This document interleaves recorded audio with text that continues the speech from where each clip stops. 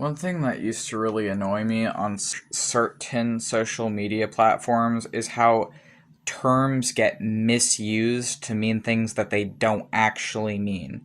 An example of this is I saw people misusing the term Aspie Sepremacy. Is when a high-functioning autistic person, so someone like me who in the 90s would have been referred to as Asperger's, actual Aspie Sepremacy is referring to a high-functioning level 1 autistic person who would using their, perceived higher functioningness against other autistic people who would be level 2 or level 3. So what it actually is if someone is like level 1 autistic and is harming or harassing or being ableist towards other autistic people that they perceive as lesser autistic people, that would be Aspie Sepremacy. It's referring to autistic people who weaponize their autism against other autistic people.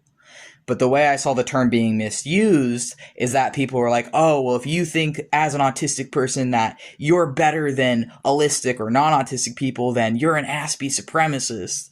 And it's like, well, first of all, non-autistic people have been treating us as subhuman for the entire existence of the term autism to describe this disability, and they were treating us as subhuman before the term autism even existed. So I think it's a little bit fucking ridiculous to act like, oh, if you actually have confidence and if you love yourself and if you even think that you're better than the people who have historically and presently been your oppressors, then you're an Aspie supremacist. Is like, no, that's not actual Aspie supremacy. Actual Aspie supremacy is someone who's high-functioning autistic, who's harming other autistic people who they would perceive as like lower functioning or less than them. That would be Aspie supremacy, would be conflating someone who is more impaired by their autism and conflating that with that person somehow being lesser than someone who's high-functioning autistic would be Aspie supremacy. You know, it wouldn't be fucking some autistic person who just thinks that they're better than allistic or non-autistic people,